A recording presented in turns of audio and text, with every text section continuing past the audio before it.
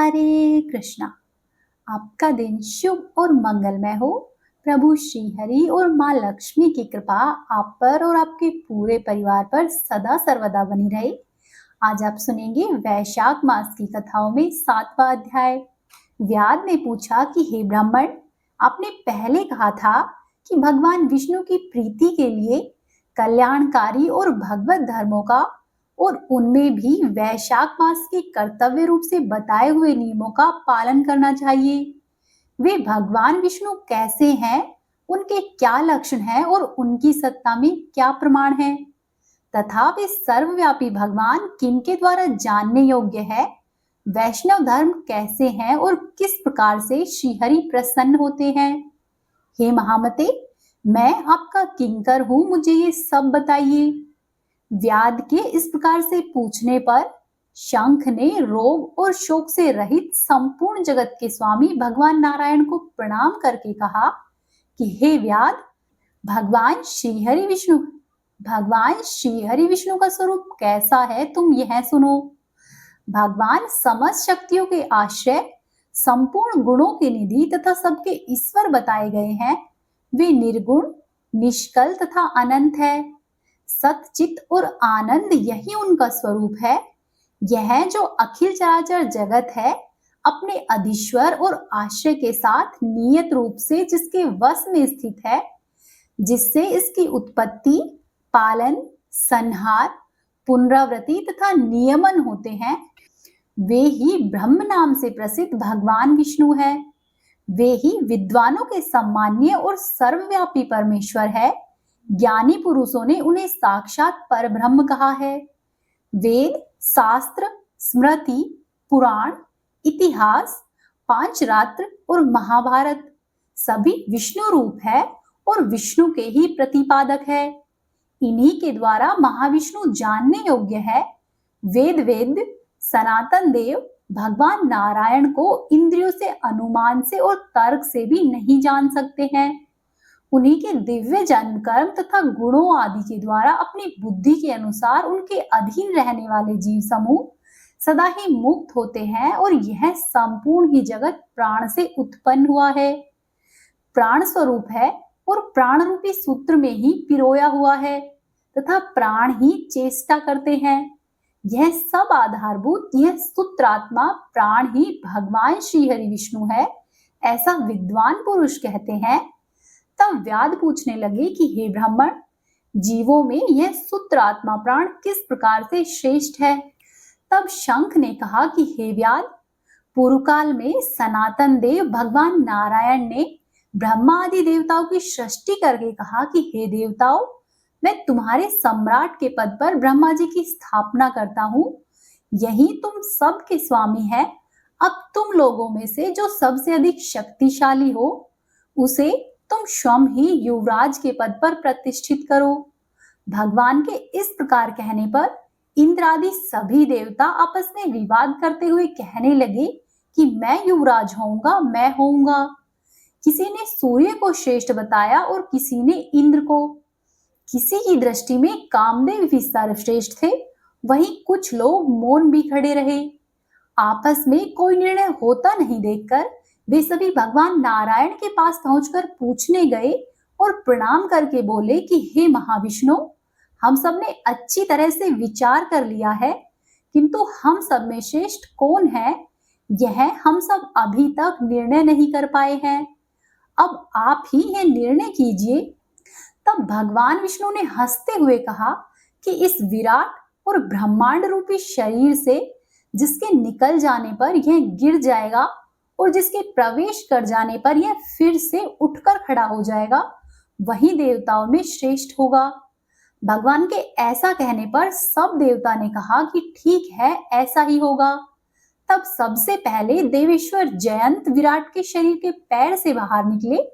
उसके निकलने से उस शरीर को लोग पंगु कहने लगे, परंतु वह शरीर गिर नहीं सका। यद्यपि वह चल नहीं पाता था, तो भी सुनता, पीता, बोलता, सूंघता और देखता हुआ पहले की ही तरह स्थिर रहा। तत्पश्चात गुह्य देश से दक्ष प्रजापति निकलकर अलग हो गए। तब लोगों ने उसे नपुंसक कहा, किंतु उस समय भी वह शरीर गिर नहीं सका। उसके बाद विराट शरीर के हाथ से सभी देवताओं के राजा इंद्र बाहर निकले। उस समय भी शरीर गिरा नहीं, परंतु विराट पुरुष को सब लोग लूला यानी कि हस्तहीन कहने लगे। इसी प्रकार नेत्रों से सूर्य निकले, तब सब लोग उसे अंधा और काना कहने लगे। उस समय भी शरीर का पतन नहीं हुआ। उसके बाद नासिका से अश्विनी कुमार निकले, किंतु शरीर नहीं गिर सका। केवल इतना ही कहा जाने लगा कि यह सूंघ नहीं सकता। कान के अधिष्ठात्रा देव देवियां और दिशाएं निकली। उस समय लोग उसे बधिर कहने लगे, परंतु उसकी मृत्यु नहीं हुई। तत्पश्चात जिह्वा से वरुण देव निकले। तब लोगों ने यह कहा कि यह पुरुष रस का अनुभव नहीं कर सकता, किंतु अभी भी उसका देहपात नहीं हुआ। तदंतर वाक इंद्रियों से उसके स्वामी अग्निदेव निकले। उस समय उसे गूंगा कहा गया, किंतु शरीर नहीं गिरा। फिर अंतःकरण से बोध स्वरूप रुद्रदेव अलग हो गए। उस दशा में लोगों ने उसे जड़ कहा, किंतु शरीर नहीं गिरा। सबसे अंत में उस शरीर से प्राण निकले। तब लोगों ने उसे मरा हुआ बतलाया। इससे सभी देवताओं के मन में बड़ा ही आश्चर्य हुआ और वे बोले कि हम लोगों में से जो भी इस शरीर में प्रवेश करके पहले की ही तरह इसे उठा देगा यानी कि जीवित कर देगा, वही युवराज होगा। ऐसी प्रतिज्ञा करके सभी क्रम से उस शरीर में प्रवेश करने लगे। जयंत ने पैरों में प्रवेश किया, किंतु वह शरीर फिर से जीवित नहीं हुआ। प्रजापति दक्ष ने गुह्य इंद्रियों में प्रवेश किया, फिर भी शरीर नहीं उठा।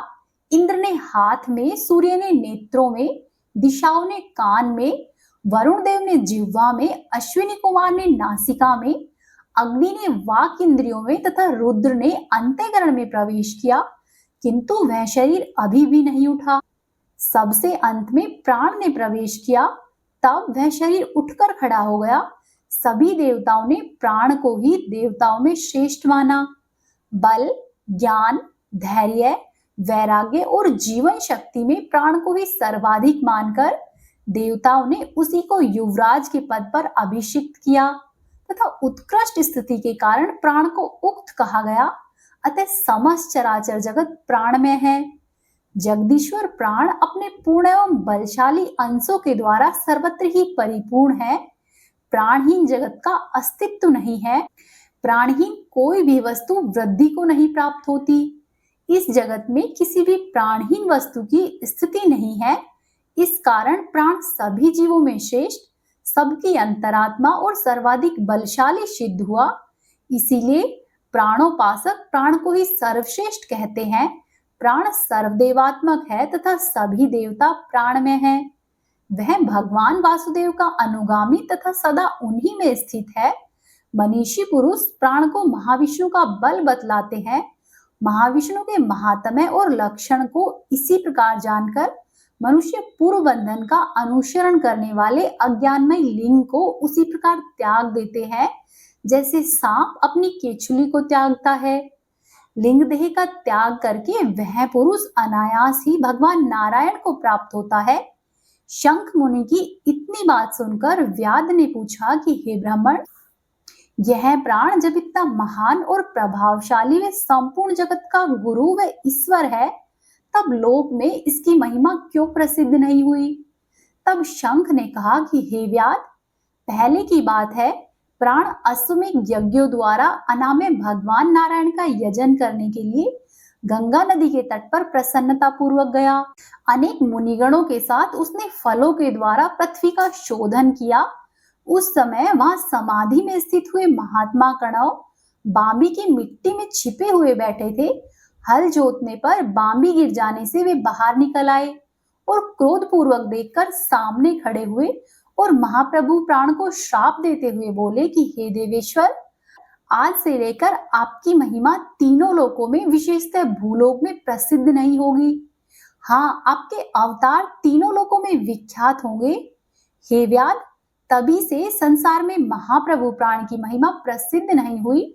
भूलोक में तो उसकी ख्याति विशेष रूप से नहीं हुई।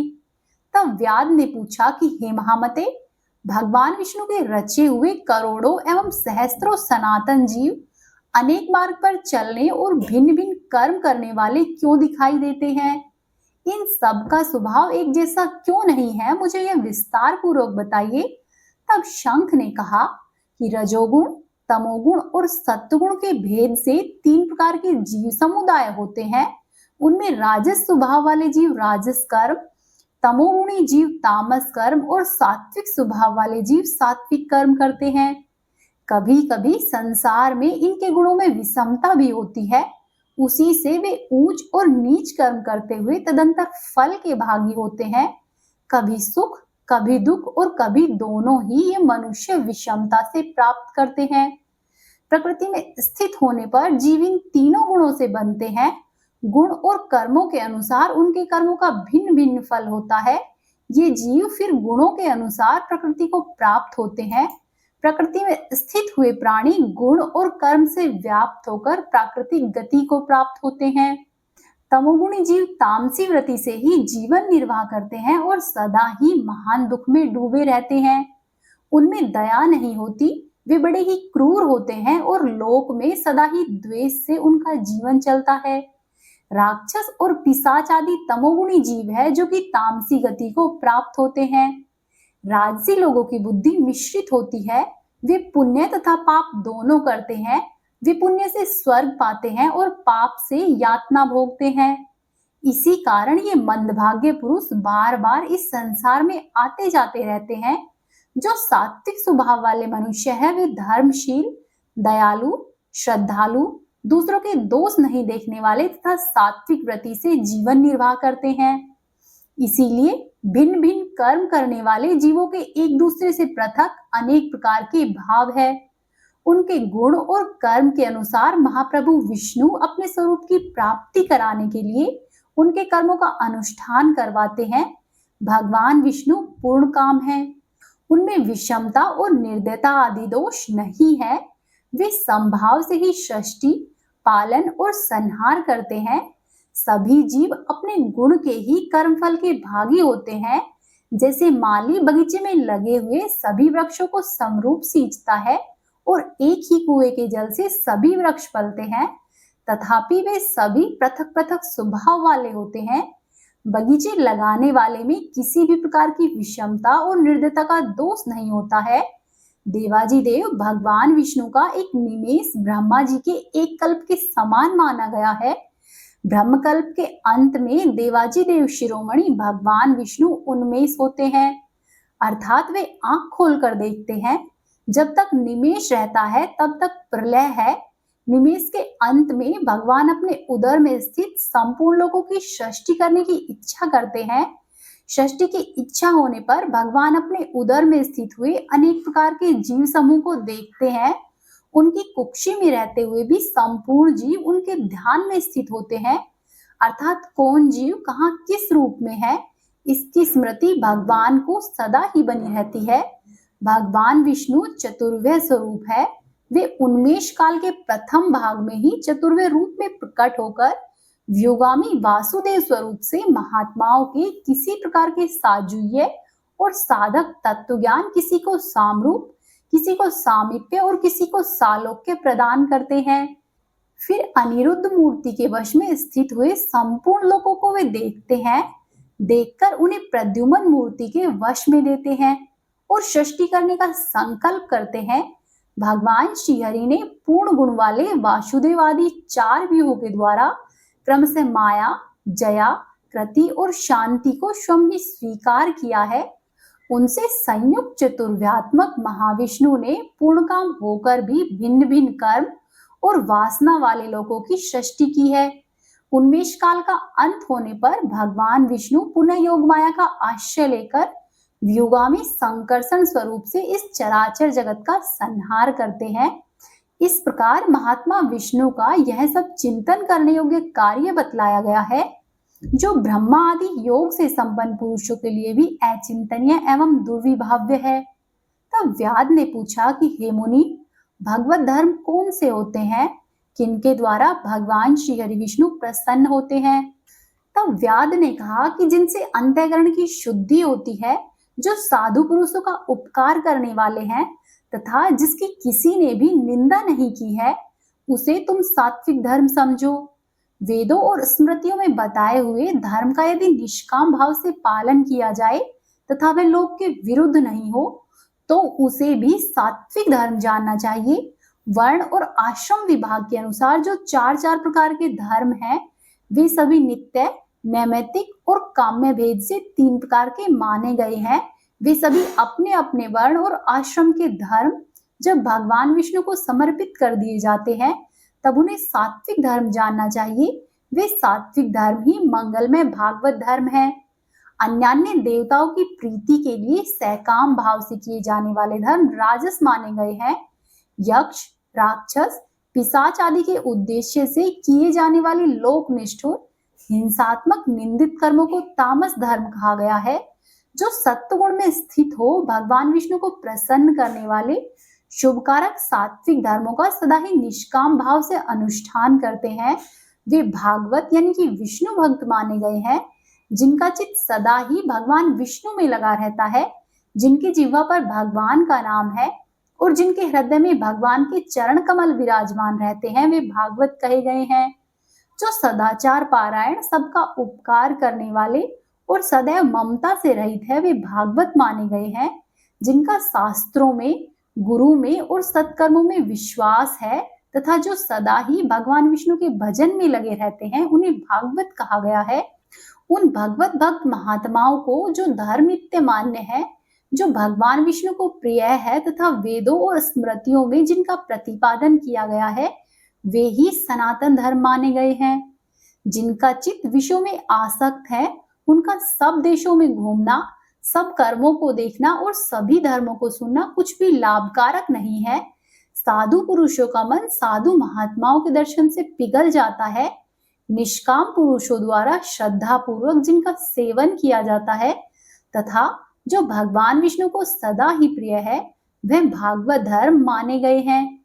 भगवान विष्णु ने क्षीर सागर में सबके हित की कामना से भगवती लक्ष्मी जी को दही से निकाले हुए मक्खन की ही भांति सभी शास्त्रों के सारभूत वैशाख धर्म का उपदेश किया है, जो कि दंभ रहित होकर वैशाख मास के व्रत का अनुष्ठान करता है, वह सभी पापों से रहित होकर सूर्यमंडल को भेद कर भगवान श्री हरि विष्णु के योगी दुर्लभ परम धाम में चला जाता है।